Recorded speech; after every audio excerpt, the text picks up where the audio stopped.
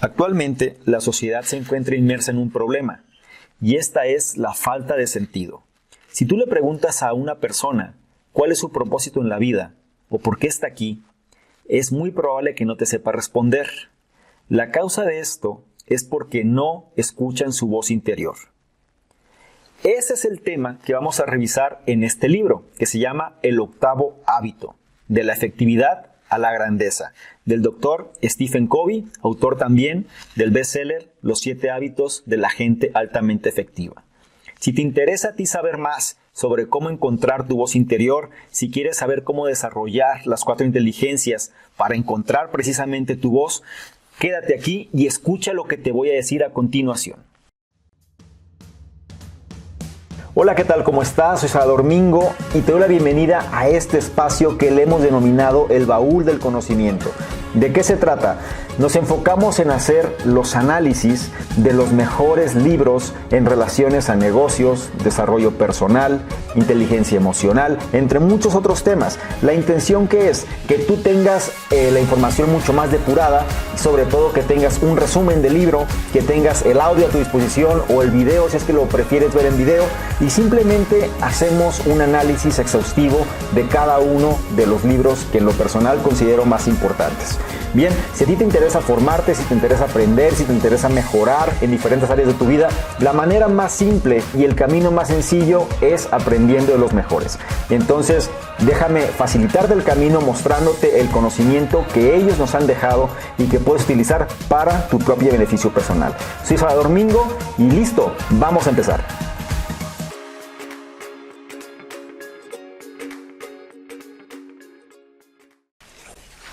Muy buenos días tengan todos ustedes. La verdad agradezco que estén dándose un tiempo para su desarrollo personal. Esta semana vamos a analizar el libro El octavo hábito. En lo personal lo considero uno de los mejores libros en cuanto a desarrollo personal se refiere.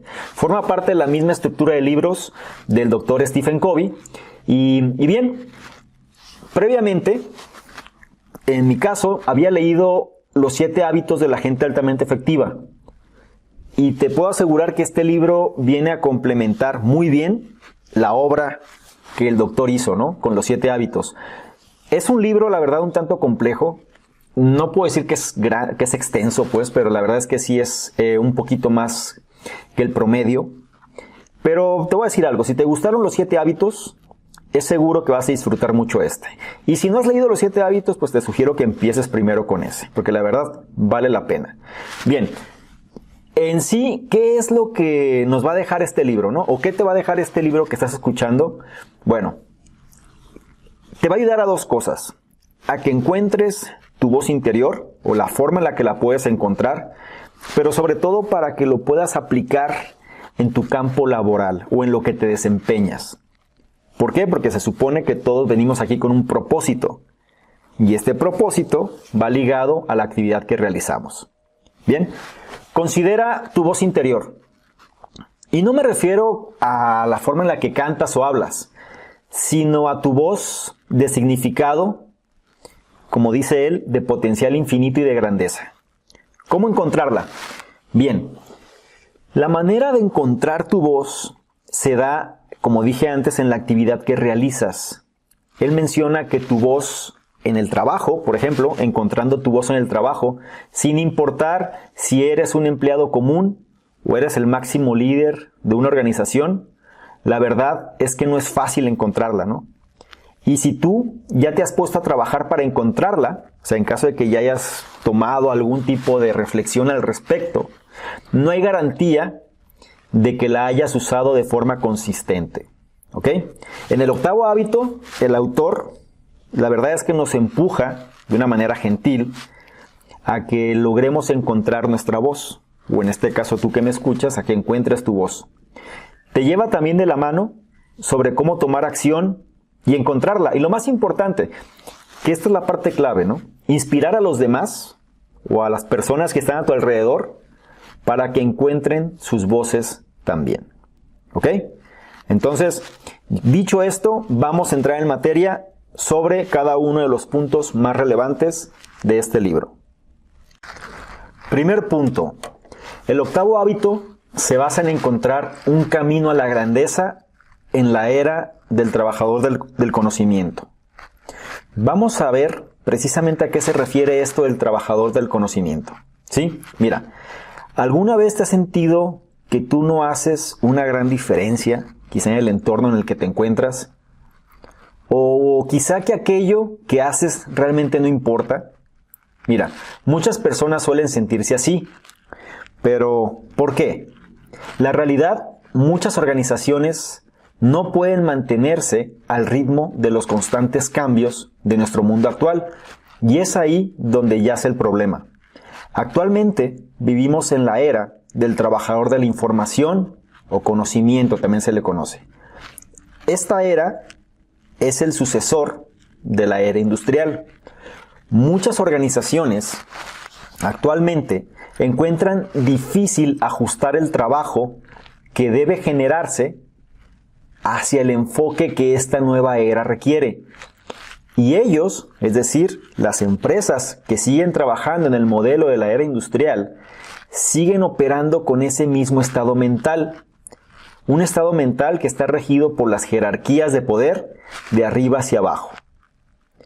Este tipo de control funciona de forma muy deficiente en nuestra actualidad, la cual se basa en liberar todo el potencial de nuestros trabajadores. ¿Ok? La era de la información, a diferencia de la era industrial, se basa en la libertad.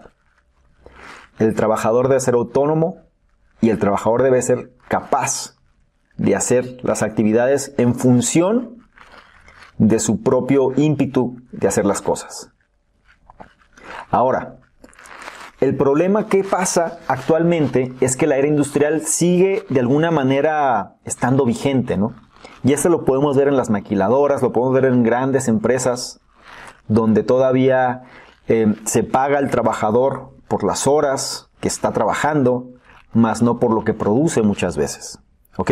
Mira, considera el valor de la calidad en la industria de las tecnologías de información. Y esta es una analogía interesante. La verdad es que un excelente programador, por ejemplo, es 1000 veces más productivo que el programador promedio. Eso se nota, se distingue muy fácilmente en la era del conocimiento. La verdad es que durante la era industrial, esa disparidad de los niveles que existen entre los individuos no era posible. ¿Por qué? Porque cada quien hacía lo mismo. Y de alguna manera no se reconocía tanto la iniciativa, la innovación y la forma de hacer las cosas. Es por esta razón que es necesario abolir el esquema de control de jerarquías de poder de arriba hacia abajo, ya que limita el potencial del empleado. Debemos producir el tipo de calidad que esperamos en los negocios de hoy. Más importante, los empleados deben estar enaltecidos para encontrar su propia voz. Todo mundo quiere ser grande en su trabajo o en lo que desempeña, pero solo aquellos que encuentran su voz y hacen un hábito usar sus fortalezas pueden disfrutar del verdadero éxito. Encontrar esa voz interna es conocido como el octavo hábito. Entonces, la pregunta sería, ¿cómo es que se logra? Y vamos a ver aquí una sugerencia que hace el autor, pero más que una sugerencia es como una forma de verlo, ¿no? Es decir, este libro se basa mucho en cuestión de la parte laboral. O sea, tú como empresa, tú como empleado, tú como gente a tu cargo, vaya, en el sentido del trabajo, ¿no? Entonces, ¿cómo vas a lograr empezar a generar esa voz interna del que habla el octavo hábito? Para empezar, debes de alguna manera comenzar a tratar a tus empleados con respeto, de tal forma que ellos puedan tomar sus propias decisiones, usando su creatividad y sentirse importantes en su lugar de trabajo. Todos deben ser capaces de encontrar su propia voz y, en reciprocidad, inspirar a otros a encontrar la suya. Como puedes ver, otra vez insiste, el esquema es la libertad. Que los empleados en este caso, o la gente que está a tu cargo, tengan sus propias decisiones, que hagan uso de su creatividad, que las haga sentir importantes en su lugar de trabajo. Todos, como menciona aquí, deben ser capaces de encontrar su propia voz. Y si lo hacen, es muy factible o muy probable que logren inspirar a otros a encontrar la suya. Siguiente punto relevante de este análisis es: tú puedes encontrar tu voz usando los regalos que se te dieron al nacer. Vamos a ver a qué se refiere. ¿Alguna vez pensaste que tu regalo más grande es tu libertad de elección? Cada uno de nosotros nacemos con esta libertad, junto con los regalos de la inteligencia. La combinación de estos regalos nos equipan para encontrar nuestra propia voz. La libertad de elección es muy preciada. Mientras que no siempre podemos controlar lo que nos sucede, que eso es la verdad, siempre podemos elegir cómo vamos a reaccionar ante estos retos de vida. Y voy a repetir esta parte. La libertad de elección es muy preciada. Mientras que no siempre podemos controlar lo que nos sucede, siempre podemos elegir cómo vamos a reaccionar ante estos retos de vida. Hay un libro muy bueno, de hecho es un clásico de la literatura, bueno, prácticamente marcó es un libro que vale la pena leer, vaya, a veces hasta las palabras me faltan, ¿no? Se llama El hombre en busca de sentido, y habla mucho de esto, donde a pesar de las circunstancias eran totalmente adversas y no tenía ningún control sobre ellas, él se decía a sí mismo que lo único que no le podían quitar era su libertad de opinión y el cómo pensar. Entonces, la manera en la que reaccionamos, en este caso, es nuestra libertad de elección. Cuando la usamos sabiamente, esta libertad, podemos aplicarla para ampliar nuestros horizontes y retomar el control de nuestra vida. El principio de libertad es aplicable a cualquier parte de tu vida, incluyendo tu trabajo. ¿Ok? Por ejemplo, si tu jefe, en este caso, como a veces pasa, te trata como un esclavo sin valor, tienes que hacer algo al respecto. Es fácil olvidar que tú tienes el poder de escoger cómo vas a reaccionar, pero lo haces, ¿ok? Entonces, si lo llevas a cabo, ¿por qué no escoger, en este caso, hablar con tu jefe directamente al respecto?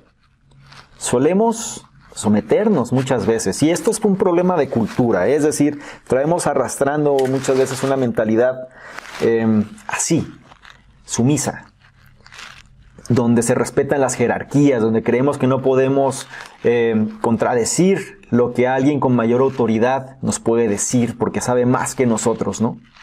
En el supuesto caso que así sea. Pero eso funcionaba bien en la era industrial, pero no en la era de la información. Por eso las empresas tienen tanta rotación, la gente no se queda, la gente se mueve. ¿Por qué? Porque no se siente a gusto. Y si no estamos conscientes del por qué no se sienten a gusto, entonces eso va a seguir pasando. Vamos a ver algo muy importante de este punto, que son los regalos de inteligencia, como mencioné previamente. El autor dice que hay 4 tipos de inteligencias. Cada una de ellas las podemos mejorar y cultivar. Es por medio de trabajar en tus inteligencias que descubrirás tus fortalezas, y es ese descubrimiento el que te guiará a tu voz. ¿Ok? Hay 4 tipos de inteligencias, y mientras tú las fortalezcas, va a ser el camino para descubrir y te guíen a tu voz. ¿Ok? Inteligencias. La primera es la inteligencia física.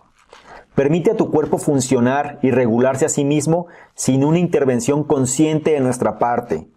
Por ejemplo, lo que aquí entraría son nuestra respiración, nuestro latido del corazón, la forma en la que la sangre se mueve, etcétera, ¿no? Esa es la inteligencia física. Se regula por sí mismo, ¿sí? No tenemos que estar conscientes para que eso suceda. Después sigue la inteligencia mental. Esta es una habilidad, o es nuestra habilidad más bien, para pensar de forma abstracta, ¿no? Y analizar las cosas, personas y situaciones. Nuestro cerebro racional, como entraría en esta parte, ¿no? De la inteligencia mental. Después tenemos otra inteligencia, la cual últimamente se habla mucho, ¿no? Que es la inteligencia emocional. Esta es la que nos permite empatizar de tal forma que podemos comunicarnos con otros de forma efectiva y amigable. Y finalmente tenemos la inteligencia espiritual. Es algo que las personas no suelen pensar mucho al respecto. Sin embargo, tiene un gran valor. De hecho, es la base de los otros tipos de inteligencia. ¿Es nuestra verdadera dirección o es nuestra verdadera brújula moral, ¿no? El mandato que nos conduce a buscar el significado de la vida. Si te das cuenta, la parte espiritual normalmente en la sociedad, sobre todo la sociedad joven, es algo que está totalmente disperso. Y es por eso que se pierde muchas veces el significado de la vida, ¿no? Como dice aquí, la inteligencia espiritual es la que guía hacia las otras inteligencias. El siguiente punto a destacar de este libro sería este que te voy a decir. Liderar es inspirar a otros y ayudarlos a encontrar su voz interna. Piensa respecto a los líderes y gerentes de tu administración. Pregúntate, ¿son efectivos? O pregúntate aún más allá, ¿no? ¿Eres tú mismo un buen líder? Todas las organizaciones tienen líderes e incluso, como todos conocemos, algunos son muchos mejores que otros, ¿ok? ¿Qué es lo que hace entonces a un buen líder? Un buen líder tiene la habilidad de jugar no uno, sino los 4 roles de liderazgo. Si tú eres un líder que quiere ayudar a otros a encontrar su voz y reconocer su propio potencial, tú debes liderar a tus empleados en lugar de administrarlos y controlarlos, ¿ok? Es muy diferente ser líder a ser un gerente en este caso. Hacer esto es el propósito central de cualquier líder. Perfeccionando los 4 roles listados a continuación, te pondrá en el camino. ¿Ok? Te voy a decir exactamente cuáles son estos 4 roles. Primero, para ser un buen líder, ¿ok? Lo primero es, necesitas tener una visión y estrategia que establezca una dirección para tus empleados. ¿Ok? Ve anotando o ve reafirmando esta idea. Lo primero es una visión y estrategia que guía a los empleados. Una visión y estrategia firme. Segundo, muy importante, necesitas ser un ejemplo por medio de la ejecución de tus propias ideas, de una forma disciplinada. Ellos tienen que ver que lo que tú dices se refleje primero en ti. Tercero, tienes que ser apasionado sobre lo que haces de tal forma que por medio de tu entusiasmo puedas establecer una cultura organizacional compartida. ¿Ok? Tercero es, sé apasionado. Emociónate, que se sienta, que lo sientes. Y finalmente, deberías ser capaz de administrar y mantener estructuras dentro de tu organización. ¿Ok? Primero, una visión y una estrategia, de tal manera que los empleados puedan seguir. Segundo, tienes que ser un ejemplo de estas mismas ideas que tú propones.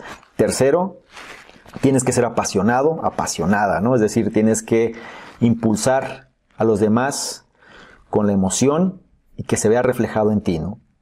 Y el cuarto punto es más de gestión, que es administrar y mantener estructuras. Bien, estos 4 te van a llevar al camino de ser un buen líder. Ahora, sabiendo esto, como mencioné previamente, has empezado el camino hacia el liderazgo, ¿no? Pero para convertirte en un verdadero gran líder, debes, además de esto que te dije antes, enlistar tus 4 inteligencias. Aplicamos nuestras inteligencias en función de alcanzar grandeza individual. Un líder debe aplicar el mismo paradigma a su compañía. Una táctica que hará que muchos problemas comunes desaparezcan. Piensa en las 4 inteligencias como parte del cuerpo de la compañía. Si una de estas está perdida o no funciona correctamente, va a afectar a la estructura en su totalidad. Recuerda, las 4 inteligencias tienen que estar presentes, ¿sí? Y no olvides O sea, tienen que estar aunadas a los buenos cimientos de un líder, ¿no? Las 4 inteligencias, ¿cuáles son? Recuerda, es la inteligencia física, la inteligencia mental, la inteligencia emocional y la inteligencia espiritual. Eso lo vas a unir de alguna manera o conjuntar con una visión y una estrategia, siendo un ejemplo, siendo apasionado, apasionada y ser capaz de administrar y mantener estructuras dentro de tu organización. ¿Ok? Recuerda, no puede faltar ninguna de estas. Imagina una compañía que ignore, por ejemplo, la necesidad de espíritu, ¿no? O la parte de inteligencia espiritual. Algo como, un ejemplo más aterrizado sería algo como una cultura organizacional compartida, por ejemplo. Una escasez de un espíritu comunitario podría guiarnos a una falta de confianza, la que en consecuencia podría significar que en algunos empleados se sientan totalmente excluidos y solos. ¿Ok? Así es simple, es cuando careces de una de estas inteligencias y necesitas aterrizar la idea hacia tu propia compañía o tu propio emprendimiento o negocio que realices. El siguiente punto a analizar es el siguiente, mira. Perdón, a veces me olvida que ya repetí la otra palabra, pero bueno, mira. El punto que vamos a analizar es el siguiente. No solo te quedes sentado y esperando que tus viejos hábitos cambien, ¿ok? Debes de hacer algo al respecto. Y aquí voy a hacer alguna alusión. Por ejemplo, ¿alguna vez has pensado esta frase, ¿no? Estoy seguro que las cosas mejorarán pronto. Solo tengo que esperar y ver. Si es así, si tú piensas así, la verdad es que no eres el único. No es raro para nosotros simplemente quedarnos sentados y esperar el cambio.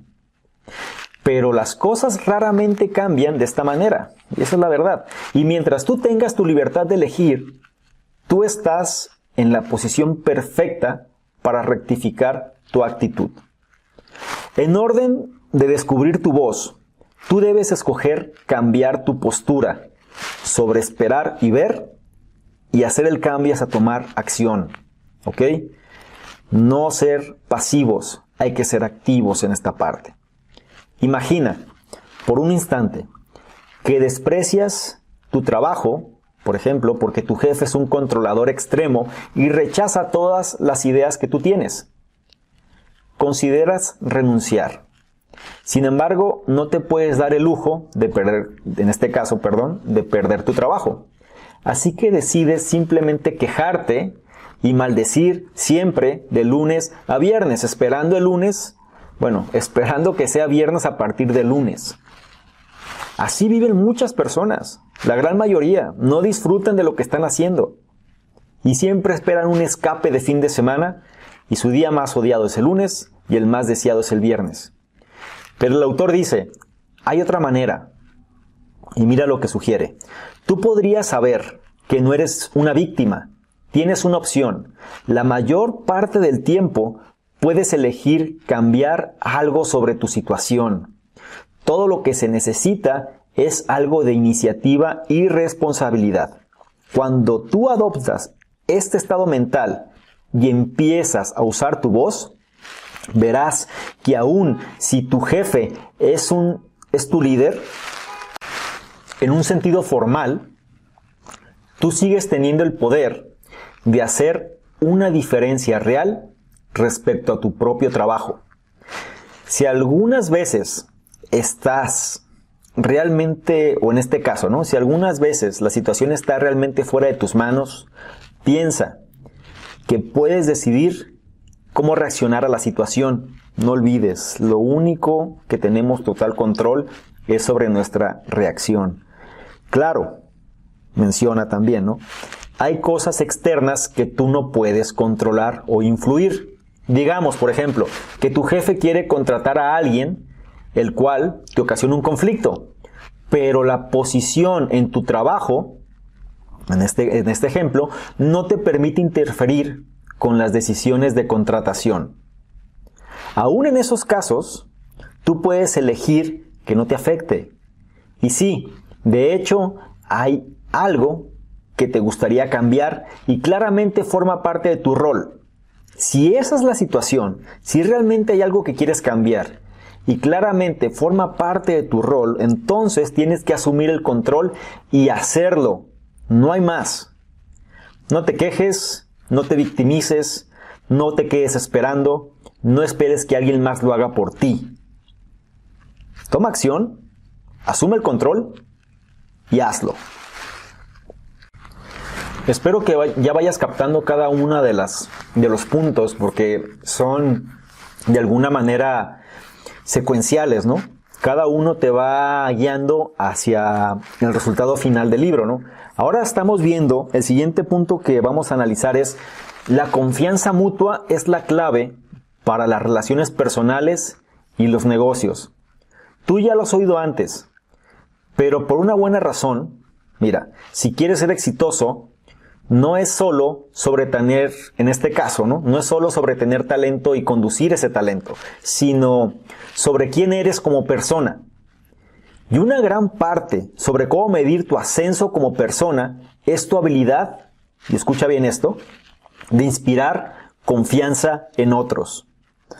Pero, la pregunta, ¿cómo aseguras que las personas confíen en ti de forma profesional y personal? Bien, la mejor manera de hacer esto es siendo leal a tu palabra, siendo amistoso, amistosa y saber reconocer cuándo disculparte. 3 elementos clave: siendo leal a tu palabra, siendo amistoso, siendo amistosa y saber reconocer cuándo disculparte. Las siguientes reglas simples que te estoy diciendo te ayudan a lograr estas cosas.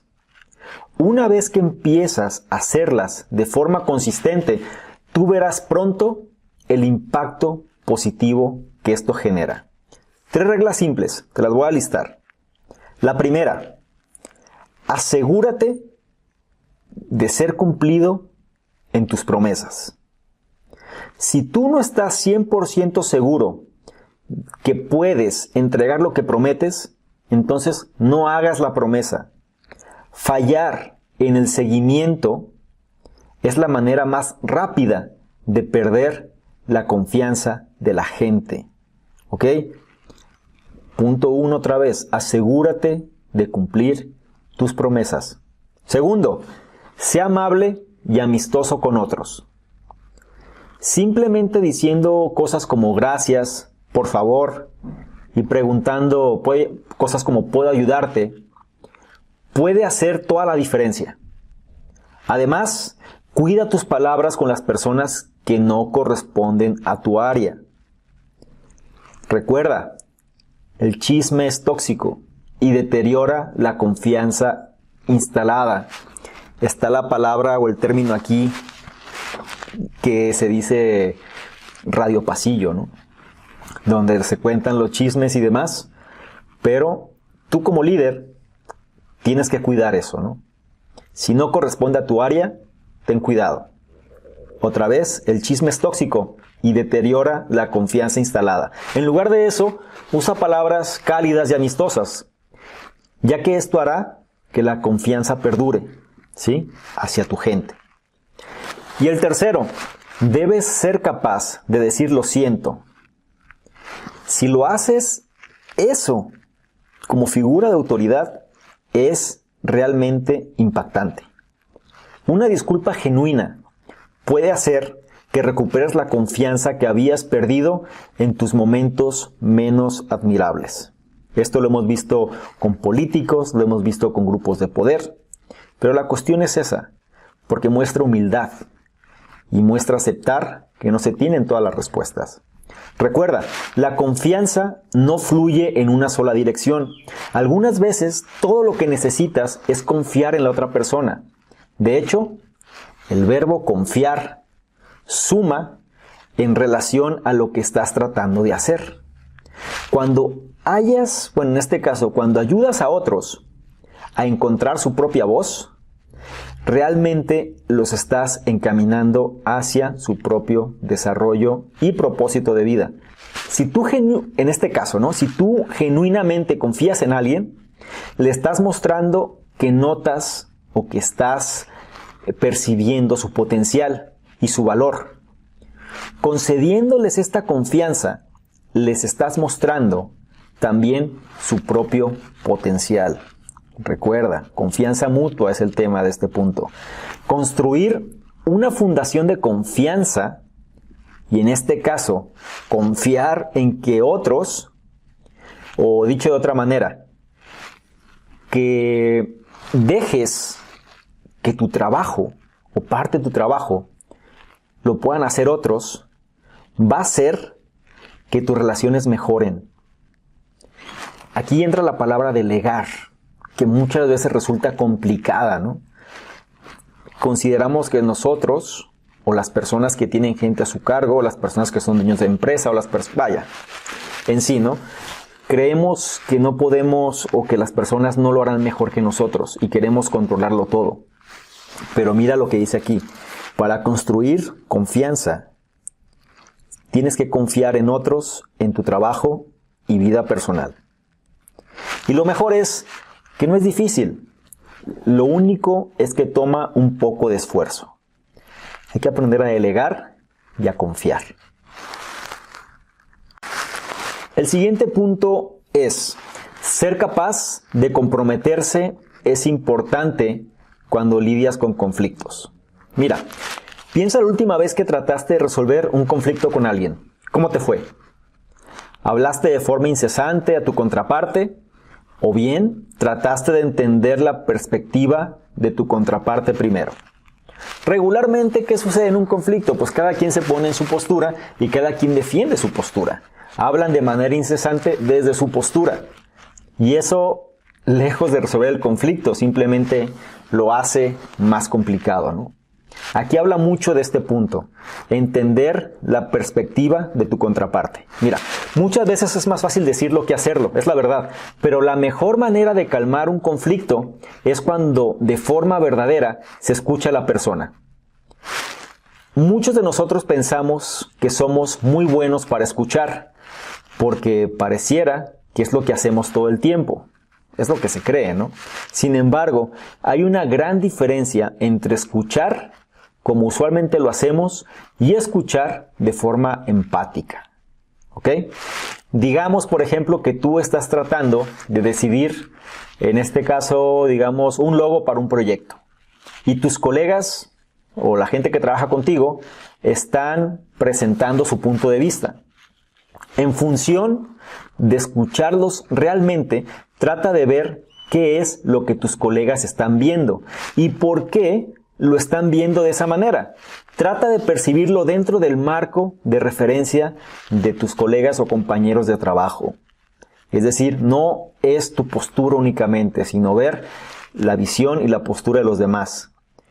Es útil mantener en la mente, claro, que los conflictos y malos entendidos usualmente son causados por diferencias de semántica, es decir, en la forma en la que decimos las cosas se puede malinterpretar. Todos nosotros tenemos nuestra propia manera de usar las palabras e incluso una simple palabra puede contener diferentes significados y connotaciones para distintas personas. Por lo tanto, para escuchar y entender mejor a tus colegas, trata de detectar qué es lo que ellos quieren decir cuando ellos usan las palabras en particular. Después de que realmente escuchaste la idea de tu compañero o colega, puedes empezar a explicar tu punto de vista, pero únicamente una vez que ya escuchaste la contraparte. Y entonces, si es que no estás de acuerdo, buscar o ir por una tercera alternativa que funcione para ambos. Después de que ambas partes han ofrecido su punto de vista, una solución idónea puede simplemente generarse en lugar de permitir que el conflicto crezca debido a que no entendiste propiamente a la otra persona. Y esto no nada más aplica al trabajo, esto aplica a nuestra vida personal, a nuestras relaciones con pareja, con los hijos. Siempre o casi siempre sucede que tenemos a veces una postura propia, ¿no? Donde a veces el ego, a veces la soberbia, a veces otros, o el exceso de conocimiento porque tenemos más experiencia, en fin. no entendemos la contraparte. Y un conflicto que se puede haber solucionado de una manera muy sencilla, se va a los extremos muchas veces. Hay que tener mucho cuidado con esto, ¿no? Algunas veces también, sin embargo, un compromiso es necesario. Esto no quiere decir que un lado pierde y el otro nada más gane, sino más bien debería existir un entendimiento mutuo y una mente abierta. El resultado natural de hablar con unos y otros y entender las distintas opiniones es esta, ¿no? Esto va a generar una tercera alternativa, más enriquecedora. Quizá incluso ser, o puede llegar a ser, la mejor solución desde todas las perspectivas. El siguiente punto que hay que revisar aquí es, todas las organizaciones deberían de tener un sistema de valores central al que los empleados puedan alinearse ellos mismos. Pregúntate, ¿cómo es tu compañía? ¿Todos los empleados conocen los valores centrales de tu organización? ¿Están alineados con ellos? Mira, si tú eres un líder y no puedes responderme con un sí a estas preguntas, tu compañía probablemente esté sufriendo. Escucha esto. Si los empleados no están familiarizados con los valores centrales de la organización, es muy probable que el negocio en sí mismo se encuentre sostenido con un cimiento muy tambaleante. ¿Ok? Tienen que estar familiarizados con los valores centrales. Por eso empresas como Google o empresas como Apple funcionan muy bien. ¿Por qué? Porque los valores están totalmente arraigados en la gente que trabaja ahí. Por ejemplo, imagina preguntarle al presidente de una compañía respecto a los valores de su organización. Imagínate esta idea, ¿no? O esta situación. Podría él, en este caso, o ella, podría decir que la cooperación es un principio clave, ¿no? Eso lo dice el presidente. Quizá hasta fuera, en este caso, imagínate que el extremo es que fuera una compañía de entrenamiento, ¿no? Que dirige a sus empleados para que cooperen de forma más frecuente y eficiente. Es decir, es una compañía que alude a la cooperación, es una compañía donde su valor es la cooperación, y de hecho la compañía se dedica a entrenar a la gente donde los empleados cooperan de forma más frecuente y eficiente. Y aquí viene un problema, ¿no? Pero digamos que para la compañía, en este caso, o los trabajadores dentro de la compañía, no se ven que cooperen entre ellos, así de bien como dice, ¿no? Y cuando se hace una inspección más cercana del problema, podrías discernir respecto a que a pesar de que el valor central de la compañía es la cooperación, hay también otro valor que viene siendo un alto grado de competencia, causado quizá por el sistema de recompensas para los mejores empleados. Y estos dos valores trabajan de forma encontrada entre ellos. Esto es algo que sucede en muchas compañías, ¿no? Donde se premia obviamente la productividad y se premia obviamente bajo un esquema de competencia, el que más hace, pero también hablan de cooperación y de ayuda mutua, ¿no? Entonces hay un choque culturalmente hablando ahí. Mira, y este tipo de acercamiento genera una muy mala alineación y confunde a los empleados porque ¿de qué se trata? ¿De que te ayude o que gane, no? Algunos de ellos optarán, en este caso, por cooperar porque los hace más felices e incluso más eficientes, y otros van a escoger ser más competitivos porque los impulsa a alcanzar mejores resultados y ganarse las recompensas. Entonces, en tu caso, ¿no? ¿Cómo lidias con esto, no? O dicho de otra manera, ¿cómo lidias con esto como líder? Bien, la primera parte que tienes que entender aquí es empezar dando retroalimentación para asegurar que tus empleados estén alineados con los valores de la compañía. Nadie, ya sea persona u organización, está en el camino todo el tiempo, así que no te desanimes. No trates de forzar a tus empleados para esto, ¿no? Pero dales retroalimentación que los ayude a regresar al objetivo y alcanzar la meta deseada. La comunicación sigue siendo pieza fundamental otra vez. Por ejemplo, ¿por qué no organizar una junta mensual con el equipo? Quizá, o muy probablemente, esto te daría una oportunidad para dejar saber a tus empleados qué es lo que apreciaste de ellos durante este mes y así cómo podría mejorarse lo que no estuvo tan bien, ¿no? Esto le daría la oportunidad también a tus empleados o a la gente de tu equipo para que te den retroalimentación también. Y eso va a abrir la pauta, ¿no?, para este último punto que nos falta de este libro, que es: estimula a tus empleados para encontrar y usar su pasión y talento. Pregunta: ¿quién controla las tareas de planeación y organización en las empresas? ¿Quién lo hace? Los líderes, ¿cierto? Por lo menos usualmente así es. Pero si los líderes ejecutan en un marco estricto y sin flexibilidad, o ejercen su labor bajo este tipo de lineamiento, ¿no?, un marco estricto y sin flexibilidad, usualmente hacen más daño que beneficio, tanto para su equipo como para la compañía en sí misma. Ejemplos opuestos de esto, como ya dije antes, sobre todo las compañías tecnológicas que van bajo una era del conocimiento y no tanto una era industrial, se benefician mucho de esto por la flexibilidad que ofrecen a sus trabajadores. Las empresas más tradicionales, muchas veces, sobre todo las maquiladoras o empresas fabricantes, ¿no?, donde sí su modelo de negocio sigue siendo la producción, pues claro, ¿no?, es un marco mucho más estricto que obviamente pues puede dañar el beneficio tanto para la empresa como para, bueno, tanto para el equipo en este caso como para la empresa en sí misma, ¿no? Muchos trabajadores realmente no son apasionados sobre sus trabajos. Esa también es una verdad. Lo que usualmente genera, cuando la gente no es apasionada con sus trabajos, esto te trae como consecuencia resultados pobres. Los empleados pierden motivación cuando ellos no tienen suficiente libertad o responsabilidad. Voy a repetir esta parte. Los empleados pierden motivación cuando ellos no tienen suficiente libertad o responsabilidad. Usualmente, el gerente se hace cargo de toda la planeación y evaluación. Los empleados simplemente esperan hacer lo que se les dice que tienen que hacer. Se tiene que cambiar este chip que existe, ¿no?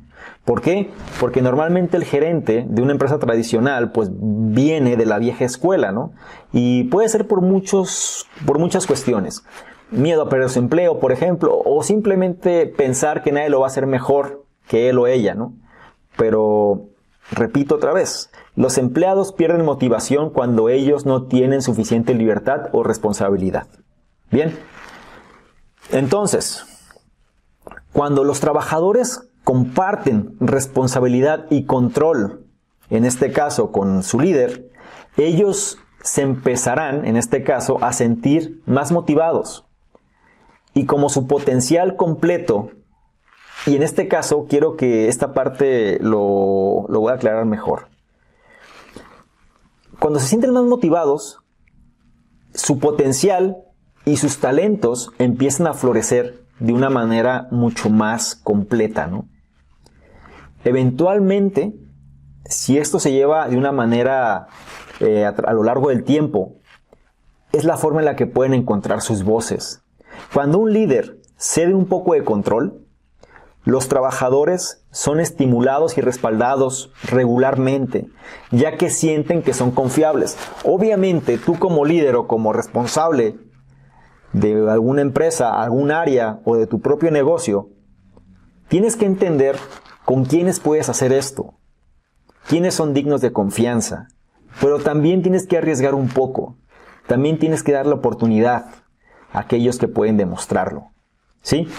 Un ejemplo, considera una compañía de limpieza con muchos trabajadores desmotivados, cuya única tarea es limpiar un edificio grande todos los días. ¿Qué motivación puede tener eso, no? ¿Cómo pueden ellos ser motivados?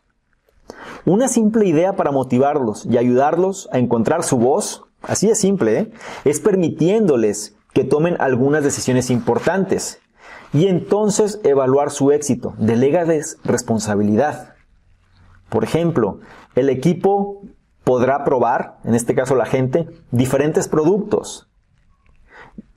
Por decirlo así, diferentes tipos de aspiradoras, ¿no? Y entonces evaluar cuál de ellas funcionó mejor. Uno puede pensar que esto es, pues hasta muy simple, pero la verdad es que las personas se van a sentir más importantes. Tú no vas a decirles cómo hacer su trabajo, porque tú no eres el experto en este tipo de cosas. Deja que ellos, que son los que hacen el trabajo, definan cómo hacerlo mejor. En eso se resume esto, y si tú logras captar esta idea, posiblemente ellos se van a sentir mucho mejor al momento de hacerlo, por supuesto. Teniendo, en este caso, digámoslo así, más manos, ¿no?, para hacer la actividad, puede cuando romper un paradigma, ¿no? O uno puede pensar como líder o como gerente o como responsable que no es correcto, ya que como suelen ser los líderes tradicionalmente, ellos son los que mantienen el poder, como dijimos antes. Pero lo más importante es hacer el mejor trabajo posible e inspirar a los trabajadores a encontrar su propia voz en la organización. Si lo puedes hacer, entonces tanto tú, tus empleados y tu compañía va a alcanzar esas recompensas.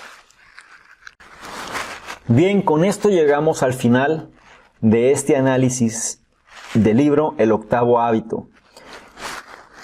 Quiero insistir, ¿no?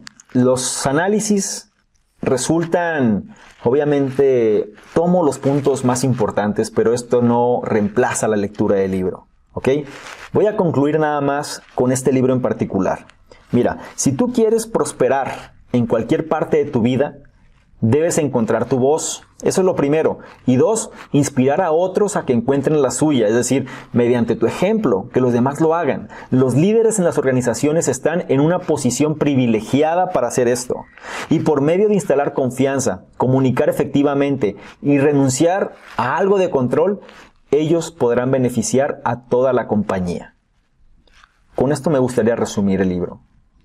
Consejo: no tengas miedo de renunciar a algo de poder, o dicho de otra manera, de delegar.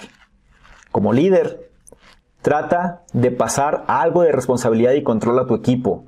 Cuando los empleados están estimulados, tienen más voz en sus tareas y son habilitados para tomar sus propias decisiones.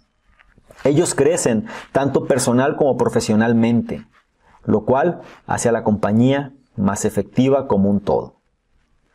Muy bien, soy Salvador Mingo y espero que te haya gustado este análisis que comprende prácticamente la esencia del libro. Si te interesa saber más, obviamente te invito a que lo leas y tengas tus propias, digámoslo así, conclusiones, ¿no? Y qué mejor que debatir sobre las mismas. Bien, sin más por lo pronto, yo me despido. Te agradezco mucho que hayas leído o por lo menos que hayas escuchado este análisis y te espero en el siguiente, ¿ok? Prácticamente ya tenemos, ya estamos en iVoox, ya estamos en el sitio salvadormingo.com, donde ya puedes encontrar también cada uno de estos análisis y cualquier información adicional que tú necesites o algún tema que te llame la atención, contáctame. Está el grupo de Facebook, está el mismo sitio web. Seguramente si tú estás escuchando esto, de alguna manera estás suscrito a alguna de mis listas y la intención simplemente es seguir teniendo un canal de comunicación abierto que sea propositivo para todos, ¿ok? Sin más por lo pronto, te dejo. Muchas gracias por haberme escuchado y nos vemos en el siguiente análisis. Chao.